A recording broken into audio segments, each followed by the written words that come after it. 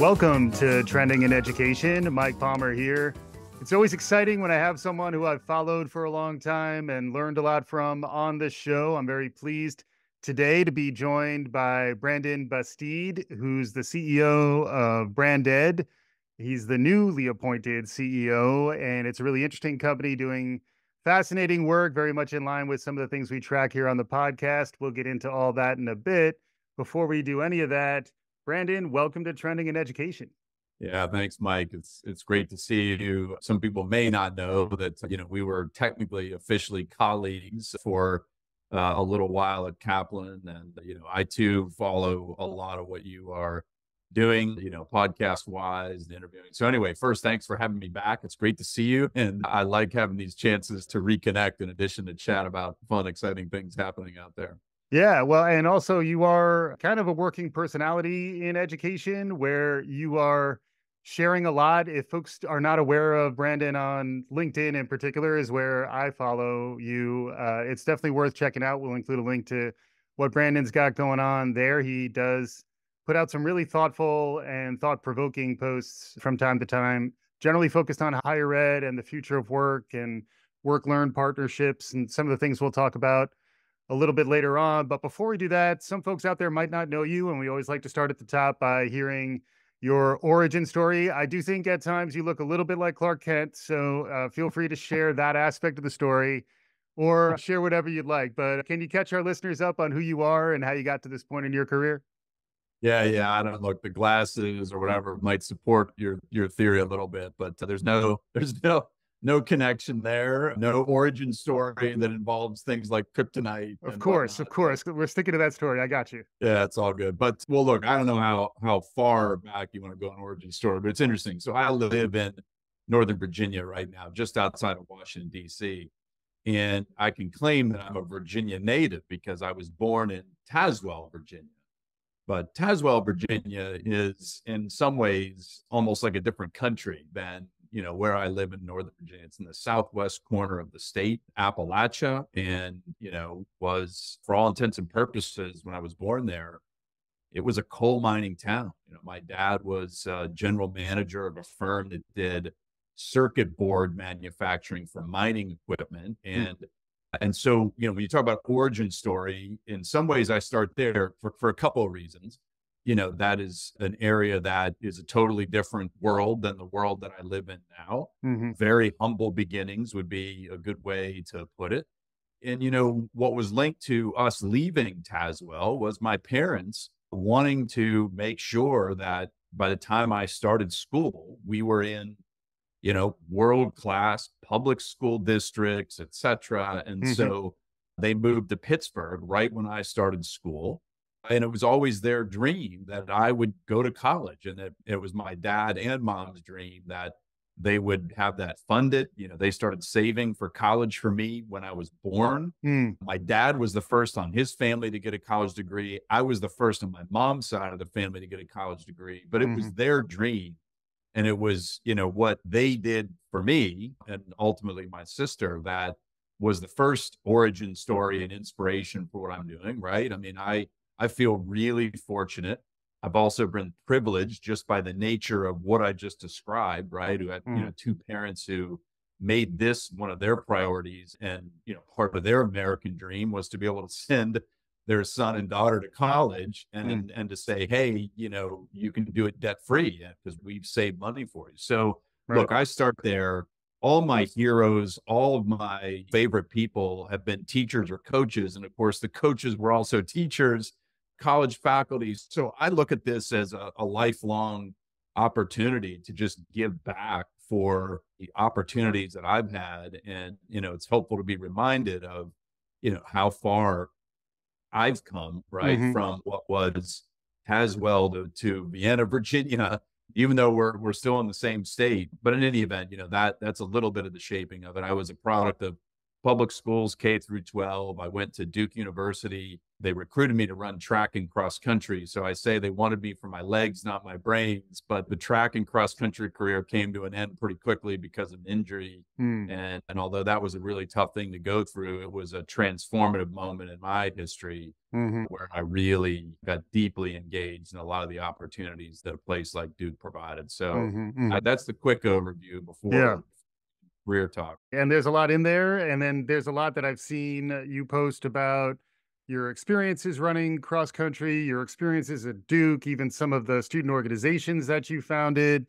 Like there's a lot to your history, which is why I think folks should check out Brandon. I think LinkedIn's probably the best place to keep track of that stuff. And then from the career arc side of things, there's a significant stint at Gallup, a significant stint at Kaplan, where we did overlap a little bit.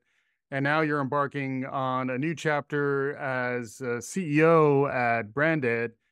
Congratulations. And can you catch us up a little more on that professional arc? Because I think you're at a point where, you can give others advice and we can learn perhaps from how you got from point A to point B along the way.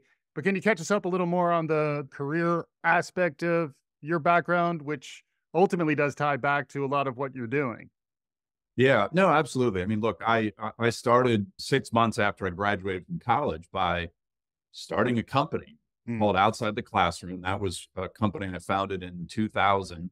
mm, And, look, I was fresh out of college. I didn't have any idea what I was doing. I had an idea that I was really, really passionate about. And I just said, I got to go do this. Right. And so it wasn't like I was sitting there on the internet searching around for ideas on how to be an entrepreneur or start a mhm, company. I feel like I've always had some entrepreneurial instincts and I've been in very entrepreneurial roles, even as I think about what I did at Gallup, mhm, what I did at Kaplan. mhm. But in any event, that was part of it. I would never have bet, or even, towards the beginning of my senior year in college, if you'd asked me, what are you going to do for a career? I would have never said, oh, I'm going to be in the education space. Right. And yet I was a public policy major, believed deeply in important public policy issues. I can't think of many more important for the overall trajectory of an individual's life or a country or the health of, the globe, if we want to go that way, than what we do in education. And I think there's a real, through line of education into the workplace, right, which we can talk about more. Yeah. But anyway, I started at what was an ed tech company in 2000, long before the term ed tech was started. It was a very focused niche play. The reason why I say that is that, we were focused on addressing things like alcohol abuse prevention, sexual assault prevention. Right. And so Outside the Classroom developed some of the world's best online courses designed to help prevent bad things from happening in, those areas where, colleges struggled mightily and Hmm. continue to struggle Yeah. addressing some challenges with students. And so, that was an organization that I built over about 12 years. It was acquired by EverFi. EverFi has been a name that a lot of people have known. Outside the Classroom was its first acquisition. And so, very proud of what was accomplished there. About a year after that process took place, I joined Gallup and helped Gallup build an education practice. And Gallup had done some little, I'll call it dabbling in the education space. I mean, it wasn't like they were brand new to it, but it wasn't a brand or a firm that was known in the education space. And they wanted me to really build an education practice. And so that was just an incredible opportunity to take probably the world's most respected research brand, most trusted research brand, Hmm. and turn its turret towards, some of the most important things in education. What do students want, right? What do, parents and teachers want? I mean, so there was a broad set of studies that we did in partnership with, foundations, educational organizations of all types, colleges, universities. Probably the most famous thing that we were involved with there was the launch of the Gallup Purdue Index, which to this day is probably one of the most cited studies on higher education. It's the largest representative study of college graduates looking at their outcomes in work and life and trying to understand the linkages between those outcomes and the kinds of things they experienced or didn't experience during college. Hmm. And I mentioned that, Mike, because so much of that, what jumped out in that study was about things like work integrated learning and relationship rich education, right? If I summarized a very big study down to two big takeaways, it Hmm. is we need to do more to expose students to work integrated learning opportunities and to relationship rich education, right? Mentoring. I mean, you think about everything from long-term projects to Right. internships or co-op, right? Right. All those things. Social capital, all the Raj Chetty stuff. Yes, absolutely. Absolutely. So, you know, Gallup was a defining time, you know, in my career, and I think also provided some defining clarity to, you know, the entire marketplace, right? And then, you know, the years I had at Kaplan were incredible. I mean, Kaplan is arguably the GOAT of education organizations. I mean, it's been around 85 years, its history of innovation, global presence, broad array of activities. And so, you know, you kind of felt like you could kind of do anything, right? I mean, with its capabilities and, you know, global focus. And so yeah. just, you know, incredible impact. And a lot of the things that I focused on, and, you know, in addition to helping grow what Kaplan had already been doing, was a lot in this kind of work learn space, or this gray area between education and employers that is now, I think, the most dynamic space in the world, and the space that we need to invest the most in, figure out how to scale, et cetera. And so, you know, that really was the beginning of the bridge to thinking about something like BrandEd. And BrandEd, you know, is just, I mean, I'm there now a whopping 6 or 7 weeks, but you know, it is all about what you would think of as relevant experiential education delivered by industry experts. And we get to do that in partnership with iconic brands like Sotheby, New York Times, Condé Nast, and City Football. So to me, it's some of the world's best education. They're transformative educational experiences. And it's all around that, you know, alignment between learning and work, or the integration of learning and work. So there has been an arc to the career. You know, it's not obvious, but, you know, each of these things, I wasn't looking to do them next, right? Like, I wasn't searching for the next thing. You know, they kind of happened, or they appeared. And when they did, you know, they just seemed like really obvious things that called me. So, yeah. And I think there's some lessons to be learned, you know, from this side, just watching what you do, because you're a very good communicator and you've put out a lot of your thinking on a regular basis. And I think that allows the opportunities to kind of find you a little bit more. And at the same time, you're also very much engaging with the entirety of the higher ed ecosystem, perhaps with a little bit of an outsider's lens, a little bit of a disruptive lens. Maybe we can go there next. Just in terms of higher ed, what's the problem space look like there? What are we dealing with? We're coming out of the pandemic. You know, if you were to characterize the current state of play in higher education, maybe first in the US and then perhaps looking broadly, which is another thing that I know you've made me look more critically at my child studying abroad in the next, you know, 10, 15 years, among other things. But if you were to characterize the state of play in higher ed today, where are we? well, there are a ton of headwinds and challenges that higher ed institutions of all kinds are facing. And, you know, I'll rattle off some of the ones that have been with us for a while. Incredible skepticism about the work readiness of graduates at the same time that costs have been going up, coinciding with increasing amounts of student loan debt that are on the shoulders of Americans. And so if you just take those things, right, you know, costs going up, loan debt increasing, and doubts about the work readiness of graduates, that's not a good formula. But then you add some other really challenging things in. You know, we started to see this in the early days at Gallup in 2014, the beginnings of political polarization in the views of higher ed. And when I first saw it, I was really concerned. I shared it with a lot of college presidents who were like, well, this will pass. This is just a phase. And I gotta tell you, we're almost 10 years into what they thought of as a really short phase. And it's worsening or deepening.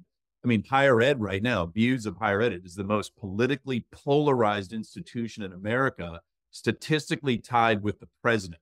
And of course, you either like the president or don't based on your political. I mean, that's almost as polarized as it gets. So the fact that higher ed has gotten to that place is incredibly problematic. And I think you're seeing it play out in so many different ways, right? Red states and blue states, and leaders, you know, in those states accordingly being challenged, pressured. You know, I mean, it is really going to be a very, very difficult environment for leaders. It would be without that political polarization based on the other things I've said. You know, it's got to show that it's relevant, that it still matters. How can we contain costs, right? The demographics too, right? Like the demographic cliff is still we're Yeah. right up on it now, and Yeah. we almost had the Yeah. pandemic occupied our attention so much that now the actual numbers of the rising generation are going down. So that's why I was thinking, it takes me immediately to Clayton Christensen and disruption. And I know that's something you and I have talked about, and it's something that's very much top of mind when you're thinking about the model.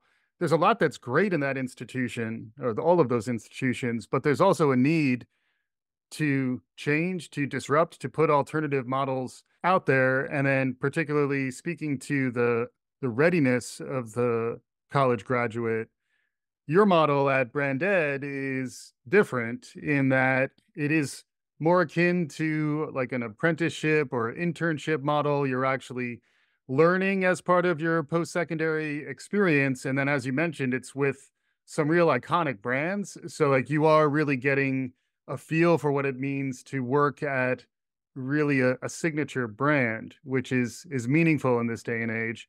I'd love to hear a little more from you on what BrandEd is and how it's addressing some of the challenges we're facing, both in the workspace and then also within higher ed. Yeah, we'll start with, the public perception of college graduates and even high school graduates, right? There was good Gallup research and others who looked at this. And essentially, there are very few people that are strongly convinced that we are doing a good job preparing students and then therefore graduates for success in the workplace. And so you start there and you say, okay, well, but why, right? Is that just perception or is that reality? And, look, maybe a little of that is perception, but here's where, to me, problematic and there's an opportunity.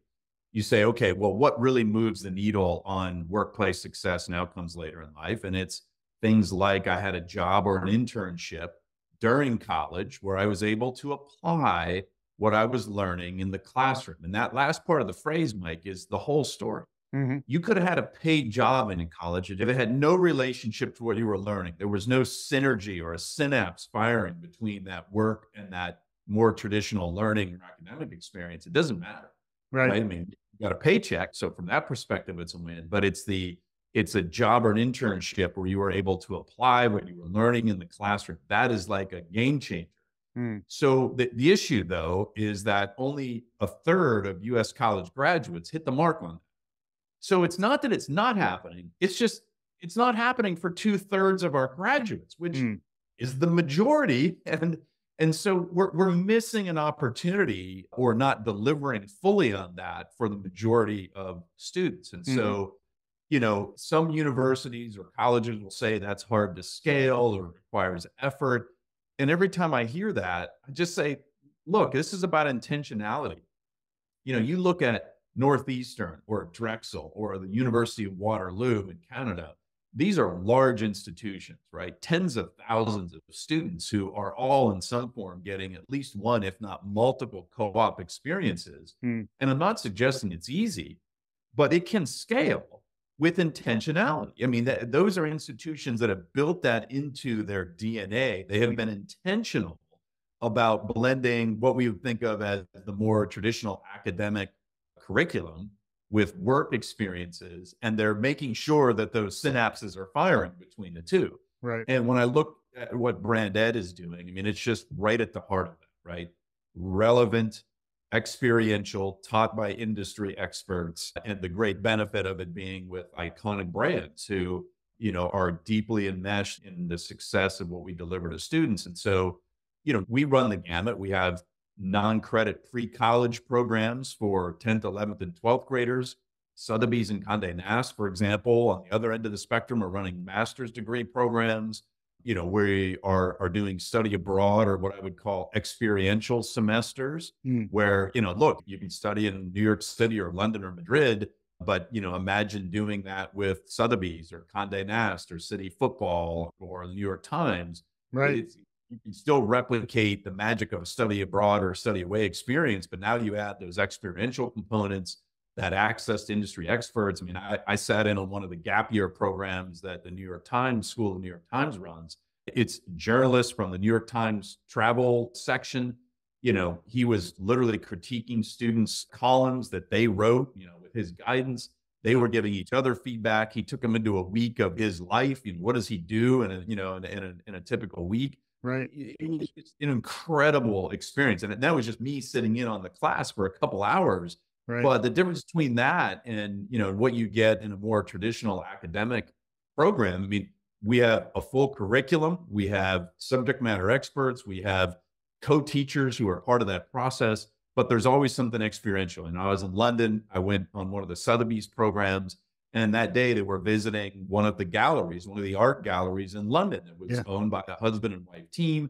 They talked about one of the new projects they had just curated. They talked about the buying and selling of art. Like, it's just, you're in it, right? Yeah. And that is the essence of what we want to do more of. We want to scale. And look, there's two things that are going to happen. I mean, we are being disruptive in our own right, but I think our biggest opportunity is to be a partner to high schools and college and universities that believe in scaling this, don't know how to do it as well, right? And can partner with an organization like BrandEd to have this be part of what students can access. So, yep, we'll disrupt in some respects, but we're also going to be a key collaborator to help traditional educational institutions, do this better. Yeah. Speaking with Brandon Busteed, the CEO of BrandEd. It's branded-edu.com if you want to check them out on their website. They have some really interesting programs, as you mentioned. And, it does bring me back to, I think you'll like this. I heard the other day, the 3 R's of education now are relevance, relevance, and relevance. That is something that I've been gravitating to increasingly on this show. It comes up a lot. It comes up more than you would expect. And it's kind of baked into the mission of your organization. Can you talk about how these programs come to life? Because, there is an element of when you're inventing something new, there still needs to be some tethering to the current mental model. So you don't throw in everything out and it's totally, disruptively confusing. There is an element of some through lines to existing models. It is higher education that you're still going after. Can you describe a little more about how the model works? Yeah, look, I think we have traditionally, I'll give you a workplace and an education example that I think are very related. We have very traditionally thought of the teacher or the faculty as a single person in a classroom, right? And where I see some of the most innovative programs, educational programs, they're teaming examples. You're taking a subject matter expert who may or may not be an expert in instructional design, curriculum development. They might not be a great mentor to a student. Just put all that in one category where it's a partnership between a subject matter expert and an instructional expert. And the same thing, we think of managers, right? We ask managers in the workplace to be everything. We need them to be business experts, run the P&L, part of the business. And then we also ask them to coach and develop all of their employees. And I got to tell you, there are a few special people who are talented enough to do both of those really well, or even interested in both of those really well. Same thing as it comes to teachers and faculty. We have a lot of people teaching who are subject matter experts who don't really want, to mentor or have not had any training in instructional design. And I think the flip side, you've got a lot of folks who are great teachers who aren't deep subject matter experts, who have never actually worked outside of academia. Right. And there's nothing wrong with either of those. Just the simple idea here is the teaming, the partnership of what makes for a great transformative educational experience. I mean, that's a term that we use. We don't want to just educate. We don't just have a syllabus and curriculum. Like, what would make this a transformative experience? That bar is really, really high. And there's a lot that just doesn't even get close to it. And back to your question, at the core, what I experienced in that example of the New York Times School of New York Times Gap Year program was an actual journalist, an expert, a journalist at the New York Times. And we had a co-teacher who was the kind of instructional expert who really worked on the pedagogical design of the course, hand in hand with the subject matter expert. And that interplay of the two creates real magic. Mm. And, I think this is where, for example, online courses are starting to get better and better, Hmm. is you're combining, in many cases, a subject matter expert partnered with an instructional design expert. And those combinations are super powerful. So that's part of it. And then, you take access to an organization that is invested in the future talent of that industry, a Sotheby's who's interested in the future talent in the art industry, or a Condé Nast who's interested in the future talent in fashion, and you can get access to all of the, physical locations, right? Where students can actually, walk in and be part of it. Like when I was in Madrid visiting the Condé Nast college site there, it's actually inside of the Condé Nast headquarters Hmm. building.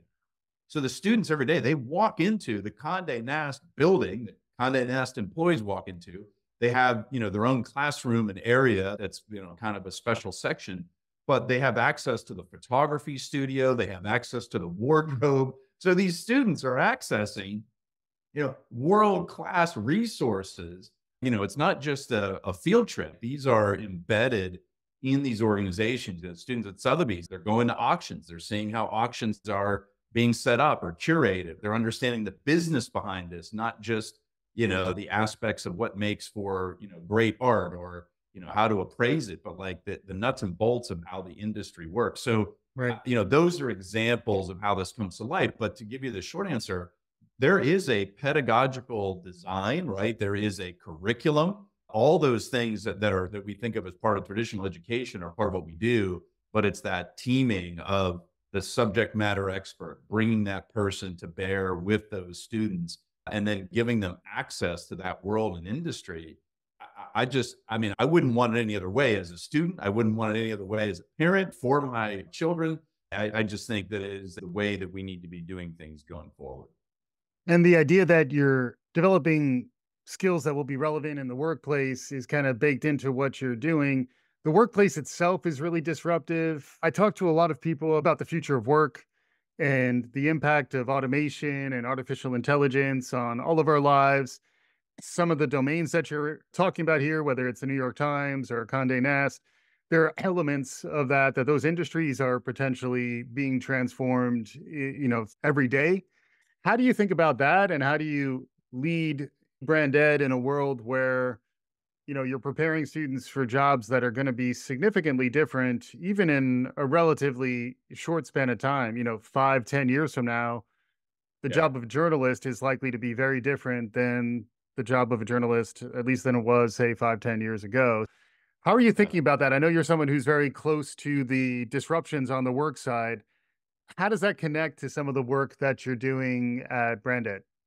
Yeah, look, I think all of us are struggling. I mean, every educational institution or entity, every employer is struggling with how to keep up with the pace at which we all need to be upskilled, reskilled. I mean, you can insert any number of terms in there, but They all have skill in them. the constant need for learning, and it's coming from all angles, right? It's everything as simple as, like, I don't know, in any given day I might access 70 different software tools, right? Like, I need to know how they operate. Like, I just switched into Microsoft Office again, and and I'm like struggling to just learn some of the new features, and it's just, so it's the basic stuff like that, Yeah. along with the major disruptions that come.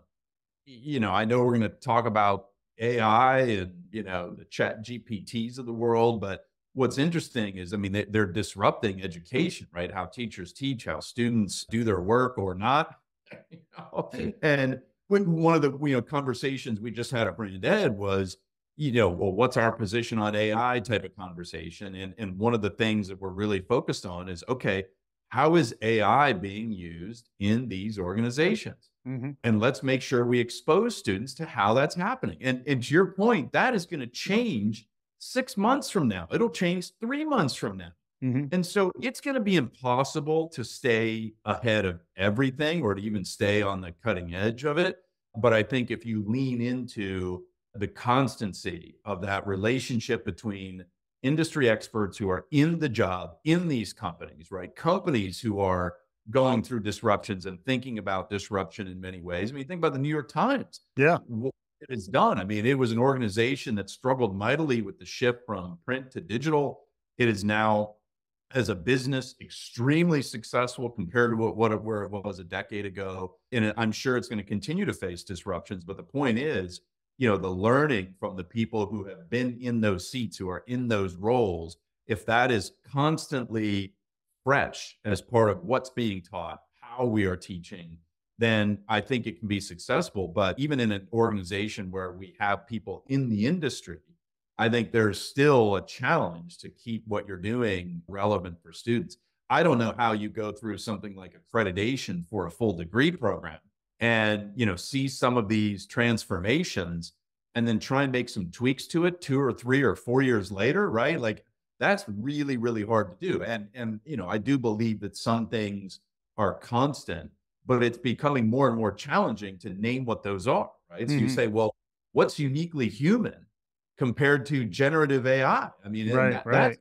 been in several of those conversations. I am not an AI expert, but I can tell you, I've watched a lot of brilliant people struggle with what is uniquely human that we can defend as human turf Hmm. in this world of fast moving AI. And I mean, there's not a lot of answers in that bucket. So we've all got a challenge there, but I think it is staying freshly connected to those that are in the industry and reflecting those challenges to students. That is, I think, a special place where we can live. Yeah. It does strike me too that there are certain mindsets or habits of thought that become part of a culture, particularly like an organization like the New York Times or Sotheby's.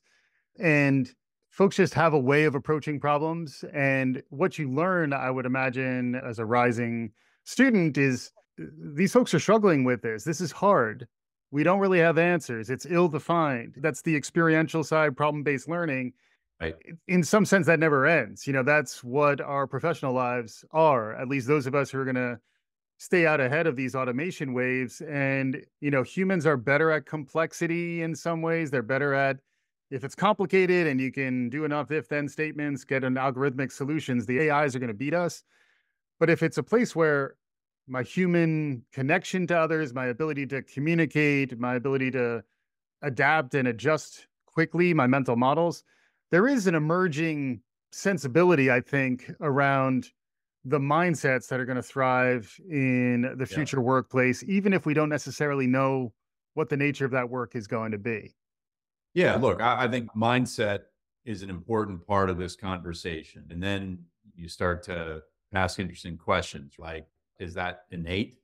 Is it trained? It's like talent, right? Talents can be developed into skills, but some of these talents are innate. And Mm-mm. people like to fight that because they don't want to believe that, like, just some people are a little bit more predisposed to being successful at certain things. And I believe we all have a talent signature, like a fingerprint that's Yep. entirely unique, right? And so part of our job is figuring that out. But back to mindset on this question about what's uniquely human in terms of what we teach or how we distinguish from AI, one of the few things that keeps coming up in conversations is curiosity, is asking great questions. You think about, the difference between I'm trying to find some information and somebody who knows how to query Google with the right terminology, or they know how Google works enough to be able to ask it good questions, or whatever it might be. Like we've had experience with this, like, oh, how do I get some information? Well, I ask Google. Well, there's a difference between a not so good question and a really well-placed question to Google. It's the same thing with Chat GPT, but our limitation is the limit of our, curiosity about something, anything. And I worry a lot because I say, okay, well, curiosity and asking great questions is going to be one of the unique differentiators for humans. I'm not sure it is, but let's just say that's one of the examples. Yeah. Are we doing a good job training that in the context of students? Some people are just probably more prone to be naturally curious, right? Like, and by the way, toddlers are way better than any of us because they just ask why all the time. Yeah. You're like, Yeah. well, why is the sun hot? And well, why is that? Why? It's just why? And then we kind of beat that natural curiosity out of them by saying, like, just stop asking, or, like, daddy's Yeah, exhausted. as Like, the parent of a 5-year-old, picking up what you're putting down. Yes, yes. yeah, yeah. I mean, I've recently survived that phase, but now I wish they asked more whys. You know, they're Mm, middle schoolers who never ask yeah, anything. And so we've gone to the opposite end of the spectrum. But anyway, my point is like, I don't think we've done a good job of that in education before AI and yeah. now in the midst of AI, right? Are like, because this is like, hey, how do we train critical thinkers? Well, part of critical thinking is about really good questions, like really thinking about what those are. Mm, And I think you can create environments and, train behaviors around doing that more, mm. where you help people get better at it, even if they, aren't naturally curious. But like, that's one of those categories that I worry a lot about. And so, yeah, that was a challenge pre AI emergence. And now I think it is going to be exacerbated by how fast AI is moving. And then looking ahead, you just started. So, in some ways, you're free to kind of cast some vision out there into the world. And you also have had some interesting background to get you to this point. I think you're at an interesting vantage point where you might have some perspective to share on what's out ahead of us. The futurists I talk to always remind me that it's good to think about different scenarios rather than lock in on just one. But if we were to talk about maybe a good and a bad, and feel free to sprinkle a little weird in because that seems to be the timeline that we're living in. Can you paint some pictures for us around where things may be headed in terms of maybe the future of higher education as it intersects with the rapidly transforming world of work that's out there? Look, I'll start really broad and say that I'm convinced that the future will not distinguish between places of learning and places of work. And what do I mean by that? I think that they have to just do a better job of bringing relevance to bear. And relevance is very much about, how this is connected to the world of work. I just want to be clear on this point. This isn't just about jobs for corporations. I think a lot of people go down this, they're Mm, like, oh, well, this isn't just about careerism or, capitalism or whatever. I agree. But it is about finding a relevant place in the world hmm where you are contributing, you are earning a family sustaining wage. hmm That could be at a nonprofit, it could be at a government job, it could be in a for profit company. Put those distinctions aside.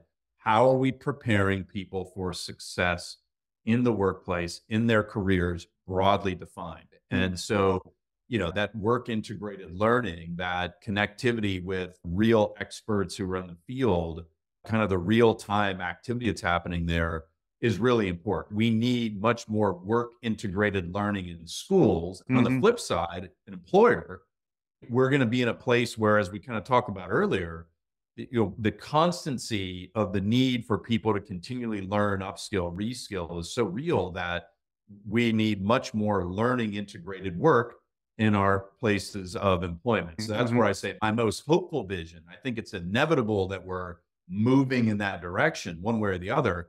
But my most hopeful vision is that we won't know the difference between a place of learning and a place of work if we do this really well. Right. Now, let me tell you some things I'm really scared about, as a parent of a almost 15 and almost 13-year-old.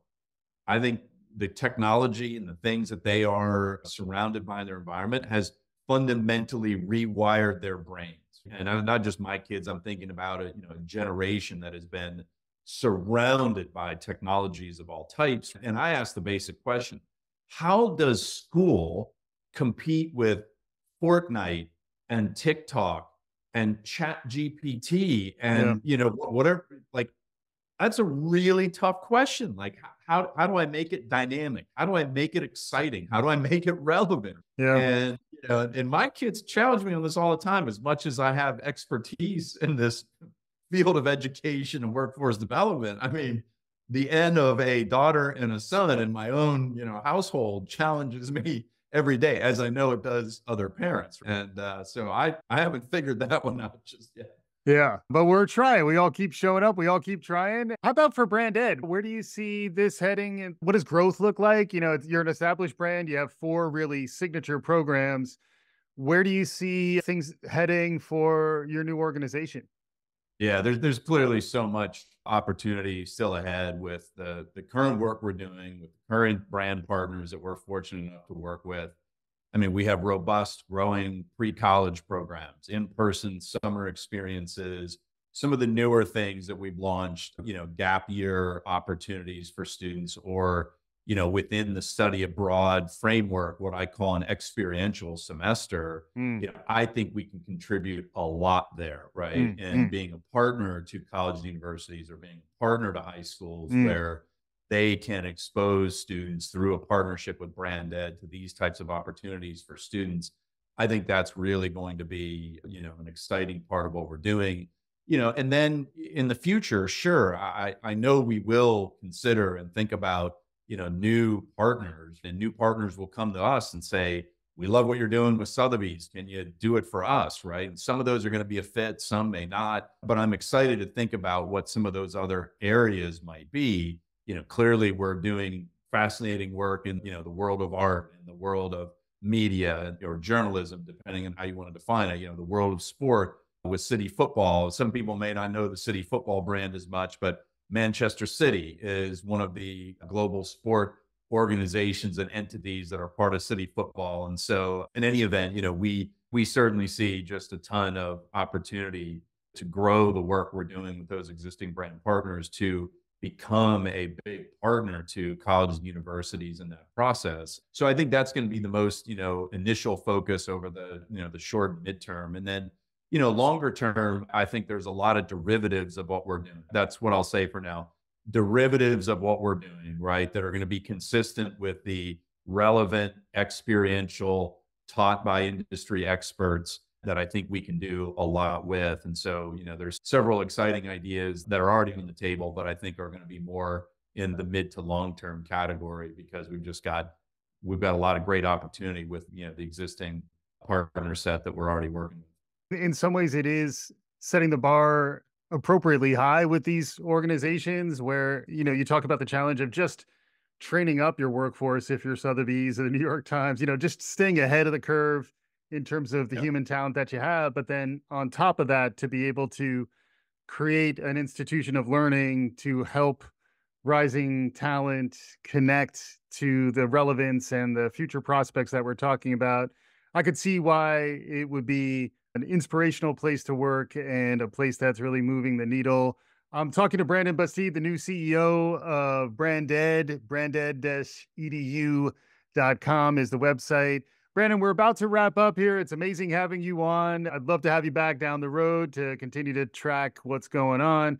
But as we're concluding here, I'd love to give you the floor here to conclude with any takeaways or parting thoughts for our listeners as they head back to the rest of their lives. Well, first of all, thanks for having me on, Mike. It's always fun to talk to you. You ask great questions. It's fun. So it was my pleasure. But one of the things I've been talking a lot about lately and thinking about a lot lately is what I've called education cathedral building. And, the concept of cathedral building is just, it's a powerful one. And especially in the context of education, the world's great cathedrals, many of them were built over decades and in some cases centuries. And you think about that for a while, and it's almost hard to comprehend, right? That somebody who maybe spent their entire life as an artisan working on some aspect of a cathedral never saw the finished product, but knew they were contributing to something greater than themselves. They were inspired by that very idea. They don't get to see the finished product, but they know they're contributing to something that's going to last long after they're gone. Mm, And all great educational institutions are cathedral building by nature. mm, You don't get to great. You don't become Kaplan if you haven't been thinking about long-term cathedral building. And, you think about the great brands, they're university brands who have been around now for hundreds of years. Those are education cathedrals. mm. And as I think about BrandEd and the brand partners we work with, the collective age of our brand partners is 750 years of brand building Yeah. between these amazing brands, right? Like we are built on the shoulders of cathedral building giants in their respective industries. And so, here's a simple point. We have to be world class at what we do. We have to deliver on a transformative experience. We owe that to the cathedral building that has, come before us and is still unfolding. And so my advice to everybody in the education space is, my critique of the space is that we have far too much short-term thinking. Hmm. I'm going to develop an app to fix this really specific thing in this specific moment in time. We need things like that, but that's a tool. That's not education cathedral building, right? And I worry that we have too few of us thinking in, decades long terms, right? We might think quarterly, we might think, but like, we just need to be operating in a decades long or even century long mindset.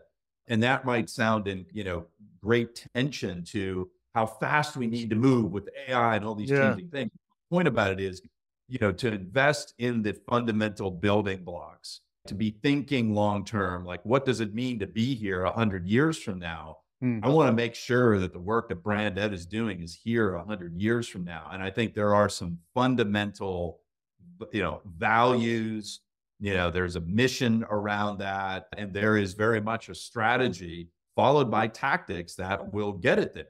But that would be my big takeaway. If you're thinking about becoming an ed tech entrepreneur, you're in the space, right? Do you want to be a cathedral builder, or is it something else? And the simple point is, we need more cathedral building in the education space. Amazing stuff. I'm looking forward to the Sagrada Familia of education to continue to unfold before our eyes. Looking forward to tracking whatever you have going on. Brandon Busteed, thank you so much for joining me on today's episode. Thanks, Mike. Great to be with you. And for our listeners, hopefully you enjoyed what you heard. We'll have links to what we talked about on the show notes. Please subscribe, tell your friends, do all the good things. We'll be back again soon. This is Trending in Education.